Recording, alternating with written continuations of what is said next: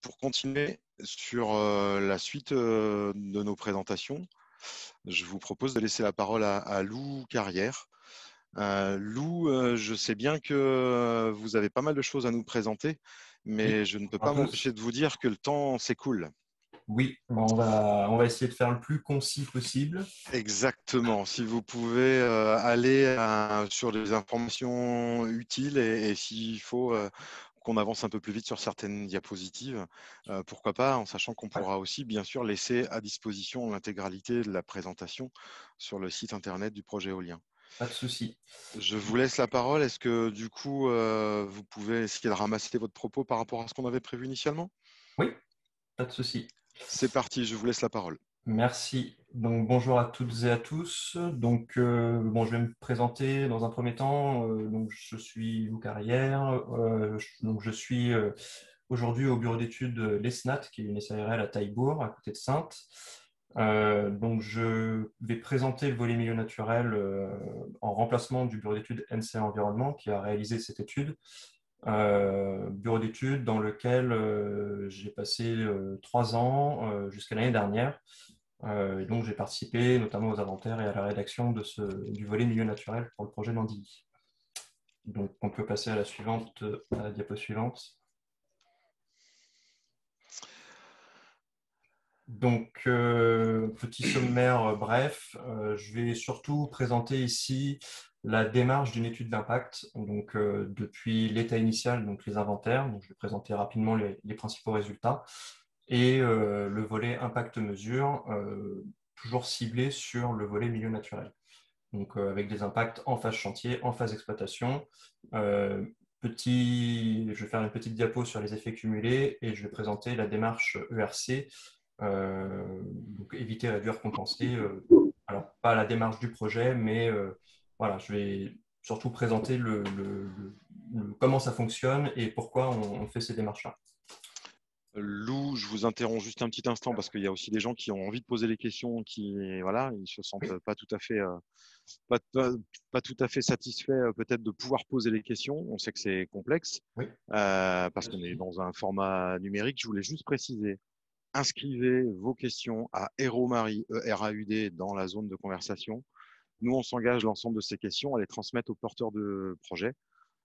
Charge à eux ensuite de vous en faire des réponses sur le site internet du projet éolien ou de manière différente si ce n'est pas sur le site internet. Donc j'insiste bien, toutes vos questions, même sur des sujets qu'on vient d'aborder précédemment, posez-les directement sur la zone de conversation. Et nous, on transmettra tout ça. On enregistre en fait tout ce qui se dit dans la zone de conversation, donc on pourra trouver vos formulations. Essayez d'être précis. Je suis désolé, Lou, de vous avoir il n'y a interrompu, pas, mais non, c'est non, vrai que ça, il y a pas de souci, ne vous il y a inquiétez un peu pas. de mouvement.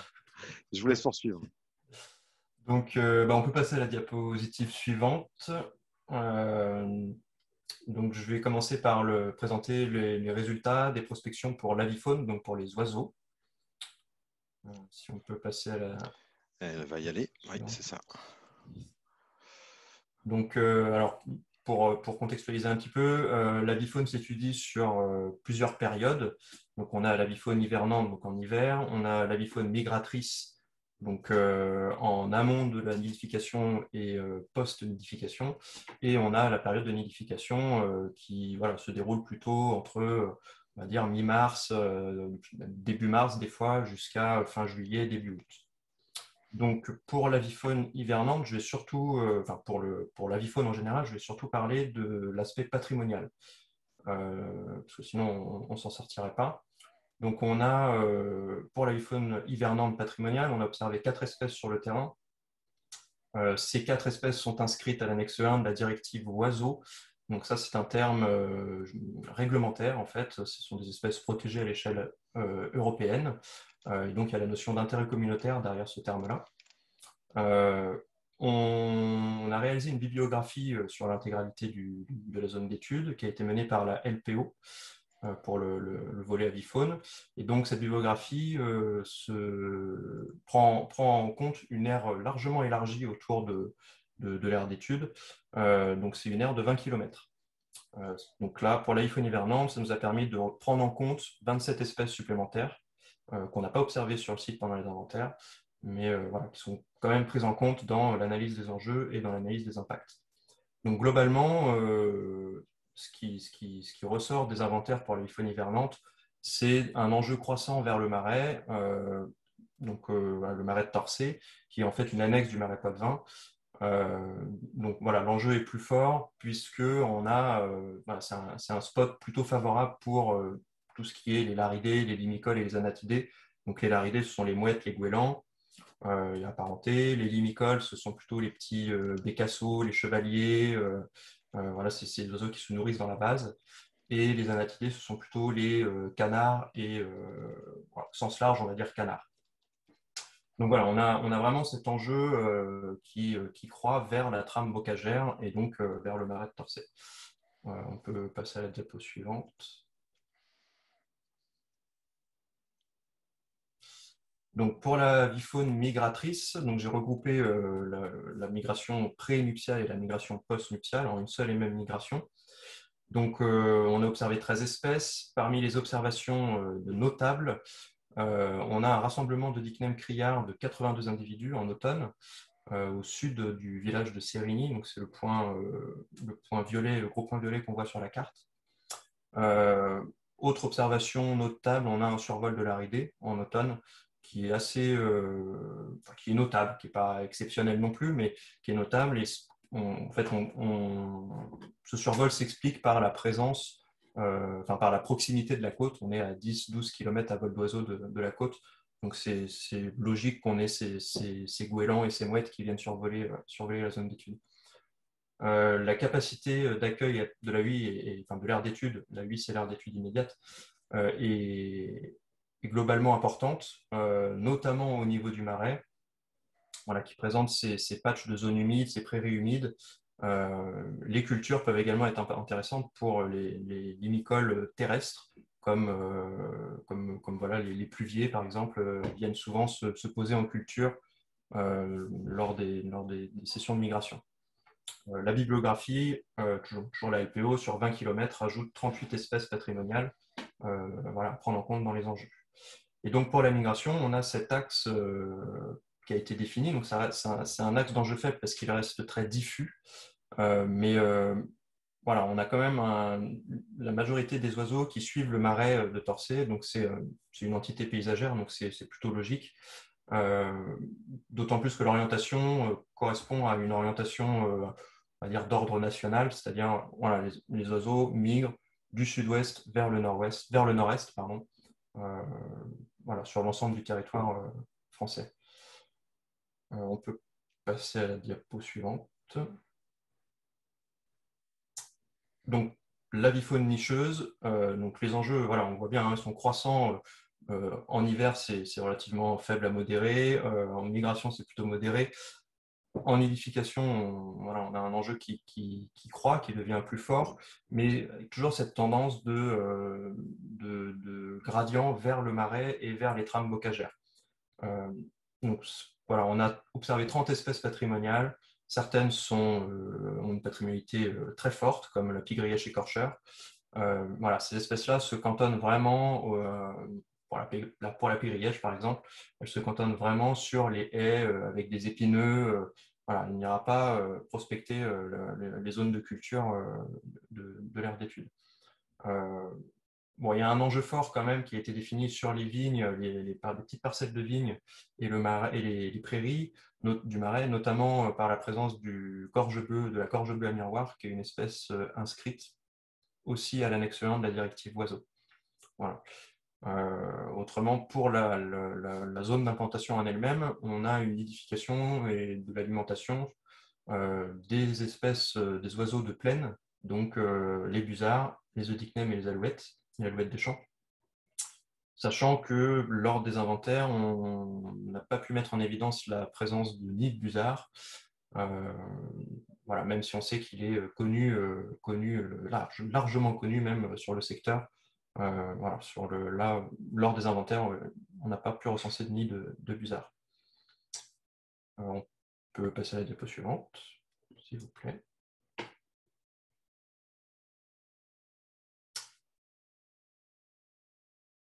Voilà. Donc, deuxième volet, les chiroptères, donc les chauves-souris.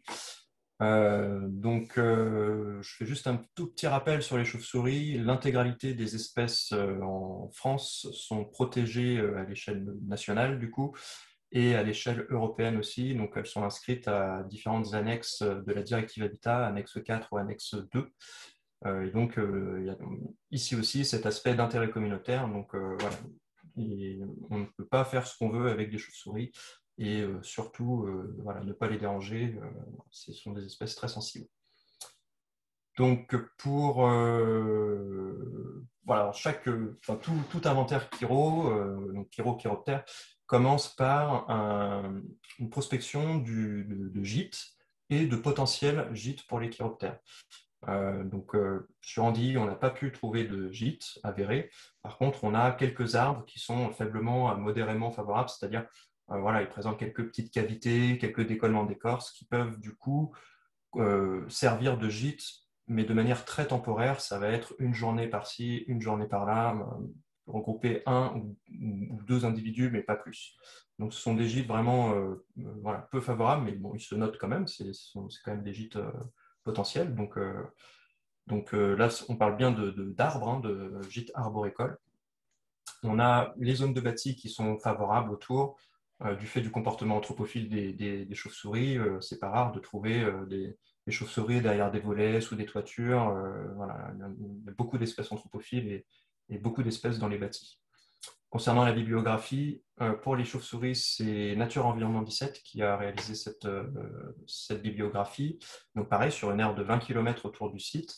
On a 21 espèces connues sur l'aire d'étude éloignée, donc sur le rayon de 20 km.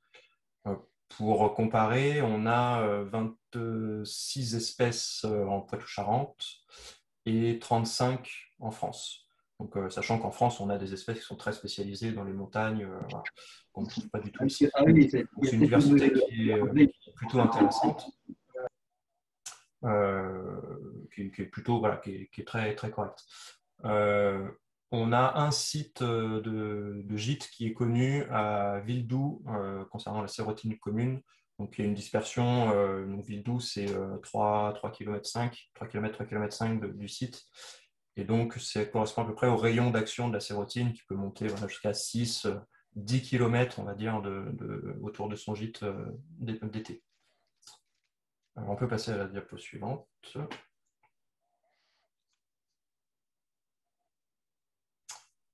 Alors, concernant les résultats d'écoute, donc on a recensé 17 espèces de chauves-souris avec une diversité plus importante en migration automnale qui est à noter. On a une dominance de 2 espèces, la pipistrelle commune et la pipistrelle de Kuhl, qui regroupent quasi 90% de la totalité des contacts sur l'ensemble du cycle biologique. Donc, ce sont 2 espèces qui sont très ubiquistes, voilà, plutôt communes dans notre région, donc ce n'est pas étonnant. Et on a une activité qui est surtout très limitée en espace ouvert. Voilà, on a un gradient d'activité vers le marais. Et donc un gradient de diversité aussi vers le marais, puisqu'on a des espèces qui sont plus spécialistes, comme voilà, le petit rhinolophe qui va vraiment se focaliser sur la trame bocagère du marais. Voilà, on peut passer à la diapo suivante. Donc, on a aussi réalisé une écoute en hauteur. Donc, il y a eu un mât de mesure qui avait été installé pour les mesures de vent. Donc, nous, on en a profité. On a mis 2 micros sur le mât, un à 30 mètres et un à 100 mètres de haut, voilà, pour un enregistrement en continu sur l'ensemble de la période d'activité des chiroptères. Donc, on a recensé 9 espèces avec la même tendance, une diversité plus importante en automne et une activité plus importante en automne aussi. Comme au sol. Par contre, on a voilà, une autre espèce qui va dominer, qui est la noctule de l'esphère, qui, elle, est une espèce qui pratique le haut vol, donc qu'on trouve souvent en altitude, et c'est une espèce qui est migratrice en plus, donc voilà, qui a tendance à être largement captée lors des écoutes en hauteur. L'activité reste faible à modérée, avec une activité qui reste très réduite en été, notamment en hauteur. Voilà. L'activité est aussi 3 fois plus forte à 30 mètres qu'à 100 mètres de haut. Donc, voilà, on voit bien qu'il y a il y a un gradient d'activité. Plus on monte, moins il y a de chauves-souris. On peut passer à la diapo suivante. Voilà. Donc, on fait une corrélation avec ces écoutes en hauteur avec des paramètres météo, donc la température et le vent. Donc, pour la température, on a un optimum entre 13 et 20 degrés, ce qui correspond très bien, enfin, ce qui est très cohérent avec ce qui est donné dans la bibliographie, d'autant plus qu'on est sur un climat assez tempéré de Verandilly. Et on a voilà, un décalage vers des températures un peu plus basses au printemps. Bon, c'est la courbe verte, donc ça reste ce qui est tout à fait cohérent. Pour le vent, par contre, voilà, on a une influence qui est très compliquée à mettre en évidence. On a une répartition très hétérogène de l'activité en fonction de la vitesse du vent. Pour la bibliographie, l'activité des chiroptères serait largement réduite au-delà de 6 mètres secondes de vent. Voilà, nous, on a des contacts par des vents parfois de 8 ou 9 mètres secondes. Donc, ça reste très compliqué à interpréter. On n'a pas de pic vraiment à proprement parler. On peut passer à la diapo suivante. Donc, bon, je reprends rapidement l'analyse par rapport aux périodes du cycle biologique. Donc, voilà, je disais qu'il y avait une activité, une diversité plus importante en automne. Voilà, le graphique parle de lui-même. Et on a surtout des espèces migratrices qui dominent sur cette période automnale, avec la noctule de l'Esphère et la noctule commune notamment. Concernant le cycle nictéméral, donc le cycle de la nuit, on a une activité qui est plus importante en début de nuit qu'en fin de nuit. Donc l'activité a tendance à décroître plus on avance dans la nuit, ce qui est un petit peu moins vrai pour les périodes de migration, ce qui est finalement en corrélation avec les tendances migratoires. Voilà, les chauves-souris migrent, donc elles passent un peu toute la nuit sur le site. On peut passer à la diapo suivante, s'il vous plaît. Donc, pour voilà, recadrer rapidement les enjeux sur les chiroptères, on a toujours ce gradient vers le marais. On a des espèces qui présentent des enjeux fonctionnels forts puisqu'elles ont une activité relativement notable. Mais voilà, ces enjeux sont vraiment localisés sur la trame bocagère, donc sur les lisières de haies. Et on a un enjeu modéré pour 3 espèces, dont la noctule de l'Esphère, du fait de sa présence assez abondante sur le mât. Et donc, voilà, l'enjeu en fait est faible en culture, mais on va dire il y a un gradient d'enjeu sur un axe vertical. Donc, voilà, il devient plus modéré dès qu'on atteint 30 mètres de hauteur du fait de la présence de cette noctule de l'Esphère. Voilà, on peut passer à la suivante.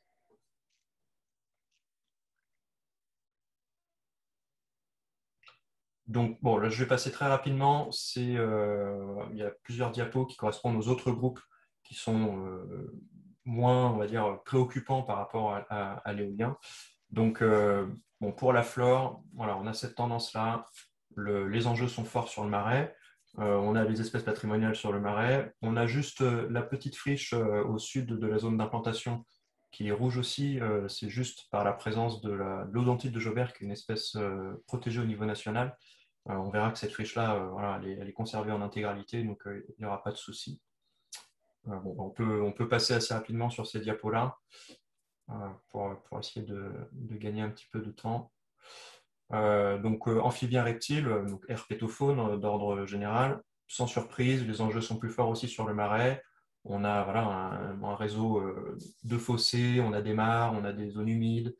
Donc, les enjeux sont forcément plus forts dans ces coins-là. On a un enjeu modéré sur les friches parce que voilà, c'est des plages de thermorégulation pour les reptiles, parfois des lieux de reproduction aussi. S'il y a des cailloux retournés, des branches d'arbres, ça peut suffire. Donc voilà, mais on a toujours ce gradient faible en culture qui correspond à un habitat de dispersion en fait pour ces espèces-là. Et un enjeu plus fort vers le marais parce que c'est des habitats plus de reproduction. Voilà.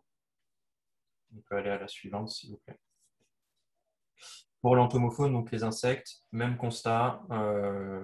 On a l'enjeu qui est plus fort sur le marais par la présence de haies taillées en tétard qui sont favorables aux coléoptères saproxyliques qui, pour certains, sont patrimoniales, comme la Rosalie des Alpes, qui est d'intérêt communautaire, donc au même titre que certaines chauves-souris. Pardon.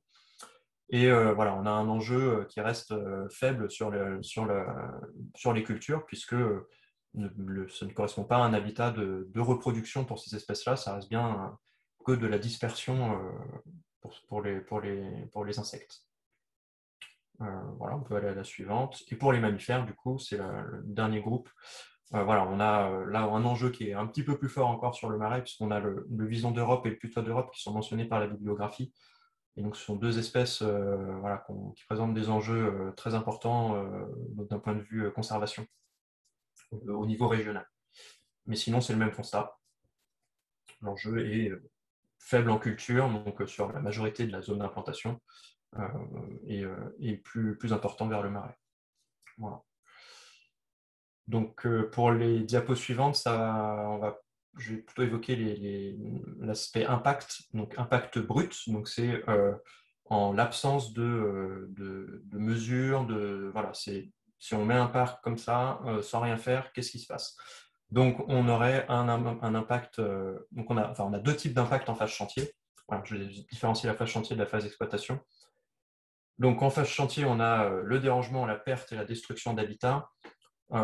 Bon, pour ces deux phases, en fait, pour ces deux types d'impact, c'est l'avifaune en nidification qui est le plus impactant. Voilà, surtout pour l'avifaune de plaine, puisque les éoliennes sont implantées en plaine ouverte. Donc, voilà, il peut y avoir des destructions de nichés, il peut y avoir des choses vraiment pas très sympas pour ces espèces-là.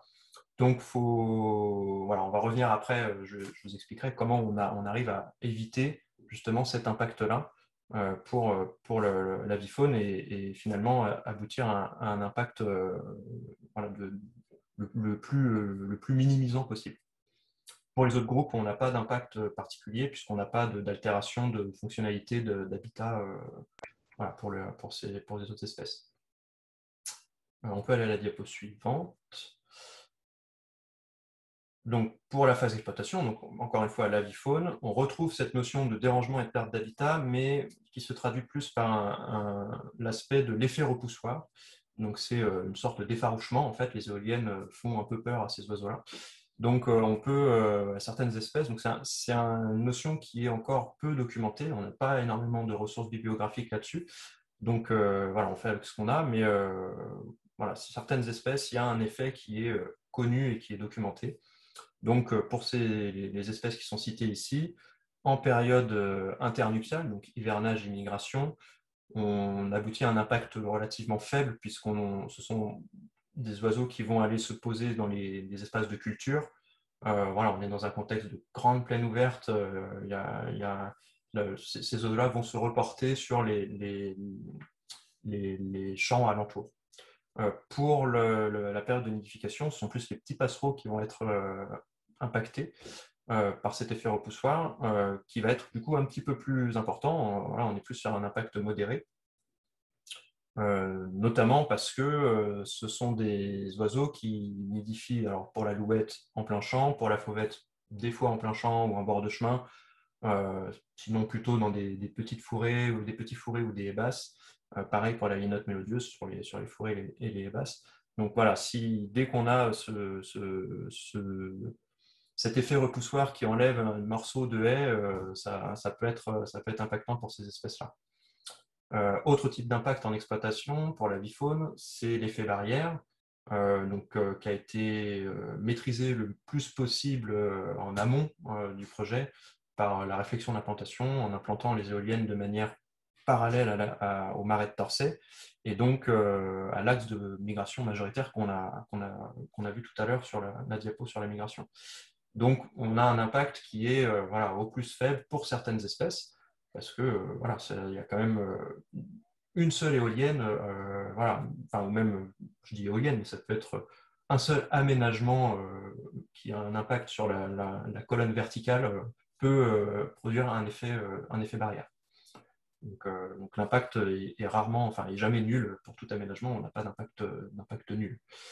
Un autre impact, du coup, c'est la mortalité. Donc ça, c'est quelque chose qui est très documenté, notamment par le risque de collision. Et donc là, on peut avoir un impact brut, je suis toujours sur l'impact brut, qui peut aller jusqu'à fort pour certaines espèces, notamment les rapaces, de par leur comportement de chasse, et pour l'alouette des champs, puisque c'est une espèce qui a tendance à monter à des dizaines de mètres de haut pour parader en période de reproduction, et donc se retrouve dans la zone d'influence des pâles, et voilà, ça peut être dangereux pour elle. Diapo suivante, s'il vous plaît. Donc, donc là, c'était pour l'avifaune. Maintenant, pour les chiroptères, on retrouve cette notion de perte d'habitat, mais qui est beaucoup plus compliquée à estimer, puisqu'on a très très peu de documentation dessus. Même si ça commence à arriver, on a la thèse de Kevin Barré du Muséum national d'histoire naturelle, qui commençait un peu à parler de cet effet repoussoir. Mais voilà, on n'a pas encore assez de documents pour bien appréhender cette notion-là. Donc ça va venir, voilà, on aura certainement d'autres billes, si je puis dire, pour évaluer cet impact. Euh, pour les chiroptères, on a aussi une mortalité par collision ou barotraumatisme. Donc ça, c'est une notion peut-être que certains ne connaissent pas forcément. C'est voilà, un phénomène de dépressurisation. En fait, le mouvement des pales induit une différence de pression, et voilà, la chauve-souris, quand elle passe trop près, peut être victime d'un barotraumatisme. Donc, bon, on a essayé de limiter au maximum par la réflexion d'implantation de ce risque-là, notamment en augmentant un bas de pale à 38 mètres de haut, donc ce qui est relativement conséquent, et en éloignant au plus possible les éoliennes des lisières de haies, qui renferment le maximum d'activité, comme on l'a vu dans l'état initial. Donc, un problème se pose pour les espèces pratiquant le haut vol, où on peut en avoir un impact relativement important, notamment pour les noctules. Voilà, et plus on descend la colonne d'air, plus l'impact du coup va diminuer du fait d'avoir un bas de pale assez conséquent. On peut passer à la diapo suivante. Oui, alors pour les autres groupes aussi, voilà, je t'ai passé vite pour l'état initial, aussi parce que voilà, l'impact reste assez faible sur ces groupes-là. On a une emprise au sol qui est relativement limitée par rapport à la surface disponible, 1 hectare de culture. On maintient les habitats de chasse, on ne crée pas de barrières pour le déplacement de la faune, donc on conserve les continuités écologiques, on conserve les corridors. Donc voilà, l'impact sur ces autres groupes reste relativement faible. Oui, on peut passer au diapo suivant. Donc voilà, je voulais parler rapidement des effets cumulés. Donc c'est une notion qui est assez compliquée à aborder. En fait, on doit se baser sur un cadre réglementaire. Donc l'ensemble des projets qui sont présentés ici sont les projets qui sont déposés et donc qui sont officiels au moment de la rédaction de cette étude. Donc là, on a quelques projets autour, notamment le parc de Longève. Donc, voilà, on parlait pas mal de Longève tout à l'heure, qui se situe à 2,8 km du parc d'Andilly. Donc, d'un point de vue milieu naturel, hein, moi, je reste vraiment sur le milieu naturel, on peut avoir des interactions possibles avec l'avifaune, puisqu'on augmente forcément le nombre d'éoliennes dans un contexte relativement restreint, bien que ce sont des petits parcs, donc l'interaction reste relativement diminuée, d'autant plus qu'on a un espacement entre les éoliennes assez conséquent, permettant le passage justement de l'avifaune. Donc voilà, on peut avoir une interaction possible pour cet avifaune-là, et pour les chiroptères, puisque voilà, on augmente le potentiel risque de collision sur une échelle, sur un territoire assez réduit. Donc pour les espèces à faible dispersion, on peut avoir un possible risque accru de mortalité, bien qu'encore une fois, voilà, le bas de pale permet de limiter ce risque-là, et l'éloignement des lisières permet d'autant plus de limiter ce risque-là. On peut passer à la diapositive suivante. voilà, donc c'est un petit extrait du tableau des mesures de l'étude d'impact, donc que vous pouvez retrouver sur le site internet. Bon, c'est juste pour présenter un peu la séquence ERC d'un point de vue naturaliste. Donc, en fait, la séquence ERC suit une démarche d'évitement. Si on ne peut pas éviter l'impact, on le réduit. Et si on ne peut ni l'éviter ni le réduire, on doit le compenser. La compensation, c'est quelque chose qui doit arriver en dernier recours, c'est quelque chose d'exceptionnel. Et c'est surtout, il faut surtout respecter de nombreuses contraintes administratives et il faut prouver que le projet est indispensable pour tous pour pouvoir mettre en œuvre une mesure de compensation. Ça reste très compliqué de mettre en œuvre des mesures de compensation comme ça à tout va. Donc voilà, c'est l'évitement et la réduction qui sont privilégiés. On privilégie l'évitement, bien sûr. Ensuite, on privilégie la réduction quand on ne peut plus éviter. Mais on compense vraiment en dernier recours. Bon, pour un exemple, voilà, on avait un impact fort sur les chauves-souris de haut vol. Une mesure de réduction qui a été mise en place correspond à l'arrêt des éoliennes lors des nuits favorables aux chiroptères. Donc, selon des conditions de température et de vent, comme on a analysé. Donc, cette mesure-là permet de réduire de manière très conséquente le risque de mortalité sur les chauves-souris, notamment lié au barotraumatisme. Et donc, voilà, on peut estimer que, ça reste des estimations, voilà, que les chauves-souris seraient moins impactées avec cette mesure-là. Pour mesurer l'efficacité des mesures, on met en place des suivis environnementaux pour d'autres thématiques aussi. Lise Moore en a parlé tout à l'heure, des mesures de suivi post-implantation, pardon. Et donc, ces mesures permettent d'aboutir finalement à des mesures correctrices. Si on s'aperçoit qu'il y a un impact, on doit réagir le plus rapidement possible pour corriger cet impact-là. Et je vais conclure, du coup, sur la diapo suivante, la dernière diapo. Donc, voilà, je reprends rapidement le déroulement d'une étude. On fait des inventaires qui se veulent le plus exhaustif possible. On prend en compte une bibliographie sur une aire élargie. Toutes ces données, ça nous permet de délimiter des enjeux qui sont pris en compte dans la réflexion d'implantation pour limiter les impacts bruts en amont du projet, à la source du projet. Pour pallier aux impacts voilà, qu'on n'a pas pu limiter par l'implantation, on met en place une séquence de ERC, donc éviter, réduire, compenser, pour aboutir à un impact résiduel non significatif. Et ensuite, on met en place des mesures de suivi post-implantation. Donc, jusqu'à la séquence ERC, ça reste de la théorie. Ensuite, la mise en place de suivi post-implantation, on a du factuel, voilà, le parc fonctionne, quel est son impact réel, est-ce que nos mesures fonctionnent? Si oui, tant mieux, si oui, sinon, voilà, on doit mettre en place des mesures correctrices voilà, et le plus rapidement possible. Voilà, je vous remercie de votre attention. Merci Lou, c'est pas évident, je crois qu'il y a pas loin de 500 pages dans l'étude d'impact sur la partie biodiversité. C'est pas un exercice facile et simple. Je vais quand même me retourner du côté de Marie pour savoir si on a une ou deux questions qui nécessitent une précision qui pourrait être utile ce soir. Bien sûr, je redis que l'ensemble des questions qui sont posées sur la zone de conversion, on pourra faire en sorte qu'elles trouvent réponse et qu'elles soient communiquées par les porteurs du projet. En tout cas, nous, on s'engage à communiquer l'ensemble de ces questions que vous posez sur la zone de conversation aux porteurs. Marie, est-ce qu'on a des questions Alors sur c'est cette pas entrée obligatoirement une biodiversité? question, mais enfin c'est une question, c'est savoir si vous avez eu lors de l'étude connaissance d'un dortoir qui est près des écluses, donc qui sera un dortoir à hérons et qui accueillerait une centaine d'espèces. Donc il y a eu, voilà, a priori ce sera un dortoir qui vient d'être découvert ou qui vient d'être communiqué au niveau de la LPO. Enfin, l'info est passée vers la LPO, donc il y a des personnes qui se posaient la question si vous aviez connaissance de ça. Et il y avait une question par rapport aux chouettes qui sont présentes dans le village, si elles avaient elles avaient fait partie de ce que vous aviez repéré.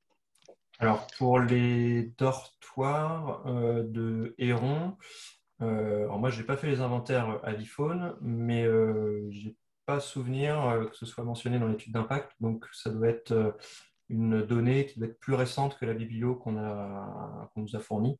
Nous, notre bibliographie doit dater de 2018, 2019 peut-être. A priori, c'est une info assez récente qui a été remontée au niveau de la LPO. Voilà. Donc voilà, donc voilà, donc ce dortoir ne devait pas être en place au moment des inventaires, donc on n'a pas pu le recenser. Par contre, concernant les chouettes et les hiboux, effectivement, oui, on a procédé à des nuits dédiées à ces groupes-là. Donc, on fait de la repasse. Donc, c'est une méthode d'inventaire pour les rapaces nocturnes où voilà, on envoie le son, le chant du rapace et on attend sa réponse. Et donc, voilà, on a quadrillé la zone comme ça, la zone d'étude. Et donc, oui, on a recensé plusieurs rapaces. Je peux peut-être vous donner la liste. Enfin, il faudrait que je la retrouve, mais On pourra peut-être apporter ces éléments-là en complément après coup, si vous n'avez pas l'information directement. En tout cas, nous, on a bien noté qu'il y a des éléments d'inventaire qui peuvent être utiles. Et si vous retrouvez cette alors, liste, je Lou, dois les avoir. Voilà, j'ai la chouette hulotte, la chevêche d'Athéna et les frais. voilà, pour les spécialistes, en tout cas ceux qui sont passionnés d'oiseaux, je crois qu'il y en a quelques-uns qui sont là ce soir à vous écouter. Donc, il se proposait de donner des infos à Monsieur Carrière s'il y avait besoin, s'il était encore temps de faire remonter Alors, des éléments. le souci, c'est que moi, je ne suis plus à Incel Environnement qui a réalisé l'étude. Donc, je pense qu'il faudrait plutôt. Alors, je peux récupérer les infos. Ça, de toute façon, c'est des infos qui sont toujours intéressantes à centraliser et ça fait toujours de la bibliographie pour les projets futurs. Et voilà. Mais je pense qu'il faudra communiquer sur toutes ces informations-là au bureau d'études NCA. Bon, je suis encore en contact avec eux, donc je pourrais leur fournir les données. Oui. Il n'y a aucun problème, je crois que c'est Monsieur Estève qui avait cette question-là, en tout cas ces éléments-là, Marie, je ne me trompe pas? Moi, j'avais Monsieur Flora Eric. Ok, c'était quelqu'un d'autre, ok. Est-ce qu'on peut passer, ou il y a encore une ou deux questions, Marie, avant qu'on passe Alors, au volet paysager? une des dernières questions était plutôt une question sentiment. Est-ce qu'une étude contradictoire après installation est prévue? Donc, si l'installation se fait, bien entendu. Se font-elles sur les autres projets? Certains ont le sentiment qu'au niveau de la mairie, il a déjà été dit qu'il y avait un impact actuel assez fort sur la faune et la fleur. Et donc, ils s'interrogent sur l'intérêt d'aller vers ce type de projet qui, a priori, peut en avoir un aussi et donc contribuer aussi à continuer à dégrader la situation sur la faune et la flore. Alors, qu'est-ce qu'on entend par étude contradictoire? Une contre-expertise, en fait, c'est ça? Alors, c'est formulé comme ça. C'est ce qu'on pourrait en tout cas comprendre dans l'étude contradictoire pour aussi Alors, donner des éléments d'actualité sans doute un peu plus tard et nous, puis sur des projets déjà en place. alors sur les projets déjà en place, normalement, il n'y a pas à partir du moment où il y a eu l'accord de l'autorité environnementale qui a un regard justement sur ces données d'inventaire et sur la méthodologie employée, voilà, la rédaction d'ordre général. Si l'accord est bon, normalement, il n'y a pas d'étude contradictoire, de contre-expertise. Si l'étude s'avère pas assez complète aux yeux de l'autorité environnementale, on doit réaliser ce qu'on appelle du complément. Et donc, ça peut aller jusqu'à refaire un inventaire sur un cycle complet. C'est déjà arrivé sur certains projets où voilà, les inventaires étaient jugés insuffisants et donc il fallait refaire un inventaire complet. Bon, ça dépend vraiment du type de projet.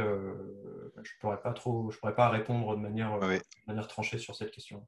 En tout cas, l'ensemble des informations complémentaires qui peuvent être d'ordre à nourrir un petit peu le regard sur les questions de biodiversité. On pourrait peut-être imaginer que ça soit envoyé au comité de suivi, comité de pilotage du projet pour que ça puisse être centralisé. Ouais. Et donc, j'invite les porteurs de projets peut-être à nous dire à qui on peut envoyer ça. Est-ce qu'on renvoie ça vers À nous l'énergie? Est-ce qu'on envoie ça à la communauté de communes? Il nous faudrait une adresse pour qu'on puisse indiquer à ce monsieur où est-ce qu'il peut envoyer les informations. La deuxième question, c'était, je l'ai pas bien entendu du coup. Marie. Alors, c'était plus une question qui réinterrogeait le projet dans sa globalité et son implantation, puisque a priori, il y a une communication qui est faite comme quoi, à l'heure actuelle, il y a un fort impact de l'activité actuelle sur le site, sur le territoire en termes de faune et de flore. Et ce qu'ils entendent, c'est qu'il y aura un impact supplémentaire du fait de l'implantation des éoliennes. Donc, ils s'interrogent, et est-ce qu'on peut se permettre, par souci de changement énergétique, de continuer à dégrader notre environnement. Donc voilà, c'est plus la question du cumul, le sentiment que ce parc éolien potentiellement pourrait contribuer à un cumul de dégradation.